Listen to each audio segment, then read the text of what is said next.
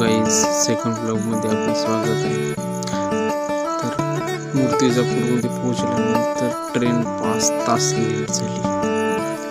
एकदम बेहाल झाले, गरमी तर खूप लागत झाली आणि की ऊनच तेवढं होतं।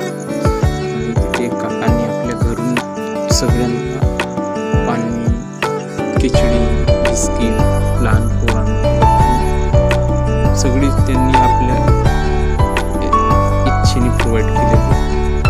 आणि मग रात्री 11-11:30च्या दरम्यान आम्ही पोहोचलो बोलले। पोचल्यानंतर थोडं चांगलं वाटलं, असं वाटलं की आपण घरीच पोहोचलो। घरी पोहोचायला जातो जियाजींना फोन केला होता की घ्यायला यावं आणि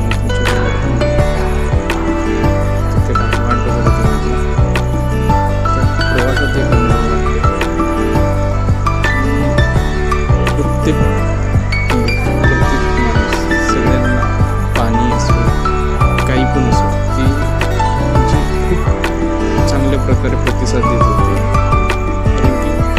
5-6 तास सकाळीचे लोक उपाशीच होते सगळे। एक अनुभव आला होता त्या प्रवासामध्ये। प्रवास मी दाखवतो, त्रास पण खूप प्लॅटफॉर्म सगळे लोक रात्री झोपलेले आणि रात्री सकाळी मला त्याची सोडलेलं स्टेशनला ते मला म्हणते की सायंकाळी मी काय थांबलो आणि जायचं होतं गावी। उत्सुकता होती की मी गावी केव्हा थांबलो। हे बघा बाहेरच स्टेशनचं रिनोव्हेशनचं काम सुरू आहे, आतमध्ये बाहेरमध्ये सगळं। आधी हे नव्हतं, आता हे नवीन झाले, खूप मस्त वाटतंय। आता मी तिकीट काढायला तिकीट काउंटर शोधतो।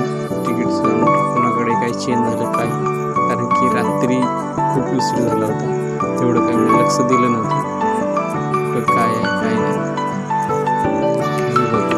छोटं बाळ सकाळची